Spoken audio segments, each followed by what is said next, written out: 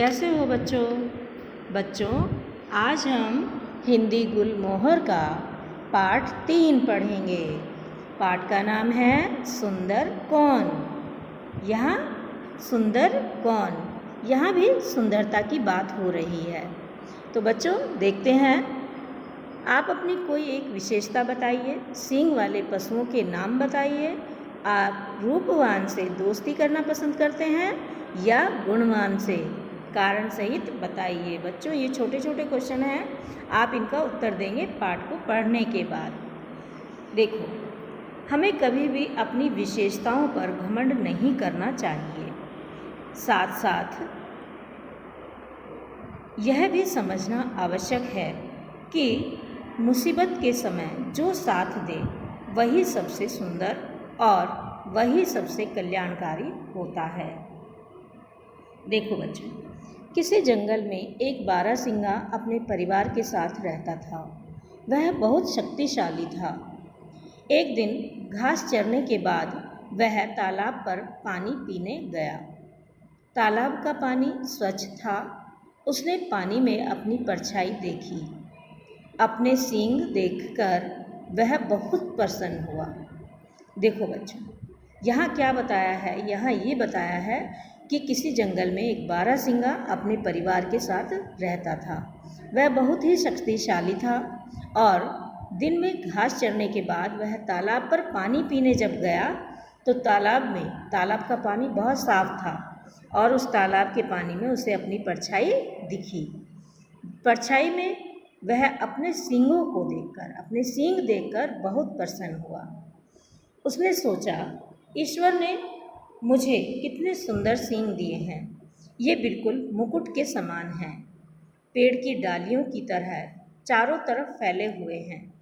वह मन ही मन मुग्ध होता हुआ अपने सौंदर्य की प्रशंसा कर रहा था। तभी उसकी दृष्टि अपनी पतली टांगों पर पड़ी।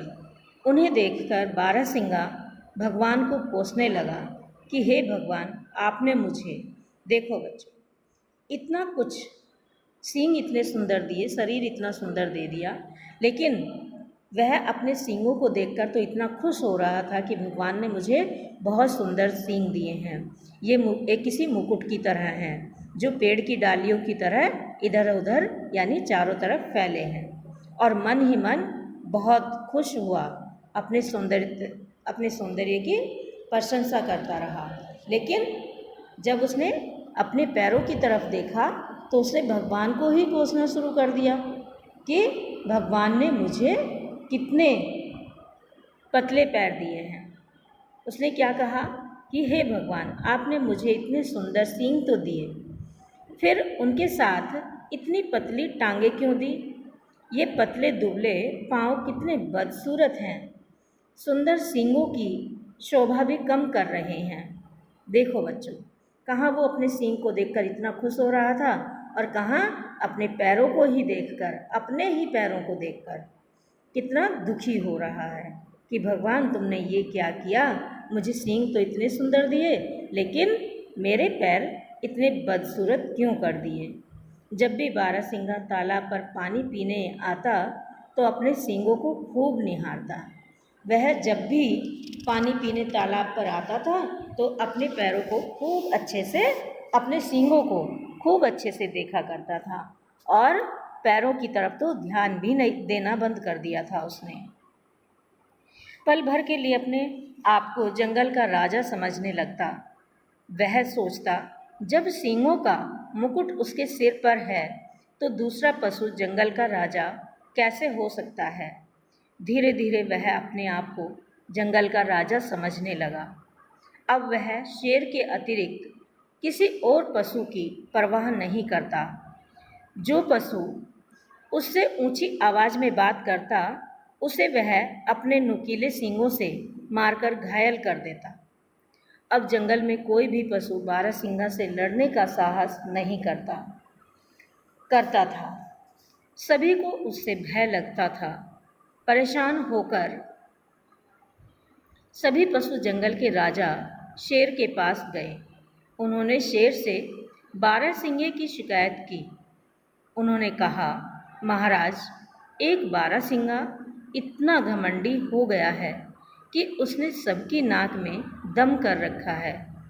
आप हमारे राजा हैं, अतः आपका कर्तव्य है कि हमारी रक्षा करें।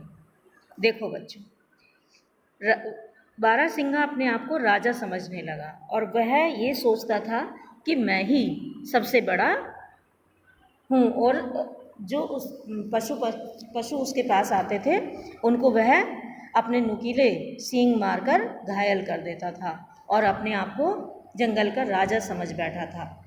वह सिर्फ शेर की परवाह करता था और किसी की कोई परवाह नहीं करता था। तो आगे क्या होता है बच्चों, देखो, शेर ने सभी पशुओं की बात सुनी। जब सबने इकट्ठा होकर शेर से अपनी बात कही तो शेर ने सभी पशुओं की बात सुनी। सुनने के बाद कहा, आप लोग चिंता न करें, मैं शीघ्र ही उस बारहसिंगे का दिमाग ठीक कर दूंगा। ऐसा कहकर शेर ने चीते से कहा, मैं तुम्हें आदेश देता हूँ कि तुरंत जाओ और बारहसिंगे को बुलाकर मेरे पास लाओ। देखो बच्चों, शेर ने समाधान करने की सोची और चीते को बोला कि तुम जाओ और शेर को तुरंत बुलाकर मेरे पास लेकर आओ। चीता दौड़कर बारहसिंगा के पास गया और उससे कहने लगा, हमारे राजा शेर की आज्ञा है कि तुम अभी मेरे साथ चलकर उनके सामने उपस्थित हो। अब जैसा आदेश चीते को मिला था, चीता ने बारहसिंगा से वैसा ही कह दिया। अब देखते हैं बारहसिंगा क्या करता है। बारहसिंगा क्रोध में बोला, देखते नहीं हो, अभी मैं काम कर रहा हूँ, जब काम समाप्त हो जाएगा तब आ जाऊंगा।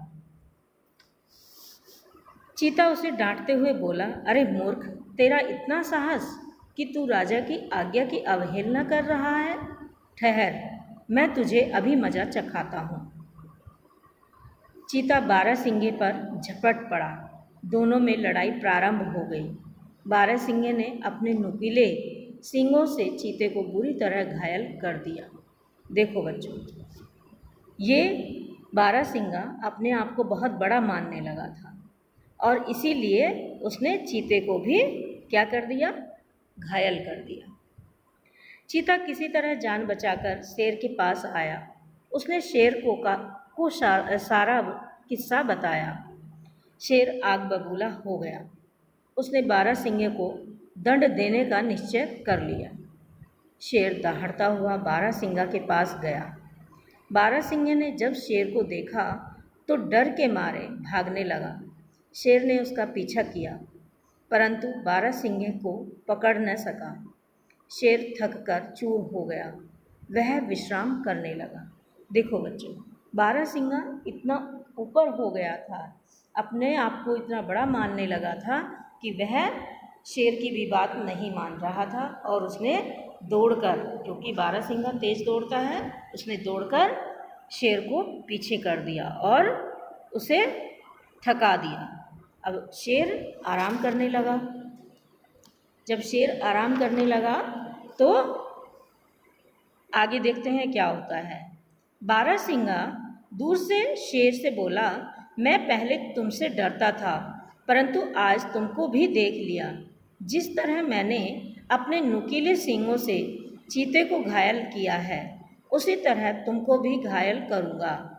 आज से जंगल का राजा तुम नहीं बल्कि मैं हूँ। मैं तुम्हें आज्ञा देता हूँ कि यहाँ से भाग जाओ। शेर अब तक विश्राम कर चुका था। वह उठा और क्रोध से दहाड़ा। बारहसिंगा काँप उठा और फिर भागा, परंतु इस बार उसके सींग एक झाड़ी में फंस गए। उसने बहुत प्रयत्न किया, परंतु उसके सींग न निकल सके।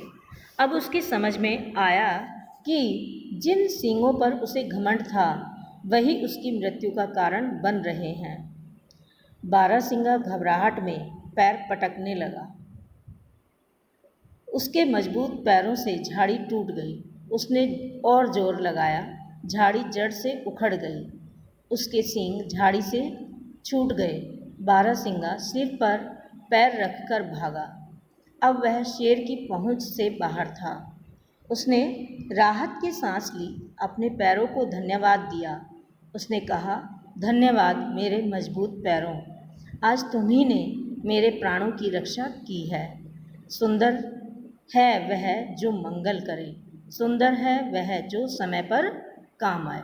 देखा बच्चों आपने कि जो सुंदर सिंह उसे मृत्यु के दरवाजे तक ले गए थे, उन्हीं सुंदर सिंहों को उसने नकार दिया और कहा कि ये सुंदर सिंह मेरे किसी काम के नहीं हैं, मेरे काम के तो ये मेरे बेकार, जिन्हें मैं सुंदर नहीं समझता था, मेरे ये मजबूत पैर हैं जिन्होंने आज मेरी जान बचाई। इन्हीं के कारण आज मैं जीवित हूँ, वरना मैं भी मर सकता था। घमंड न करना, मुसीबत के समय बुद्धि का प्रयोग करना, अपनी कमजोरी को ताकत बनाना, यही बच्चों इस पाठ की सीख है कि कभी हमें घमंड नहीं करना चाहिए और जब हम पर कोई मुसीबत हो तो उस समय हमें बुद्धि का प्रयोग करना चाहिए और अपनी कमजोरी को ही अपनी ताकत बनाना चाहिए। तो बच्चों हमने ये पाठ पढ़ा, इसका स्पष्टीकरण किया, इसे अच्छे से समझेंगे और पढ़ेंगे। धन्यवाद बच्चों।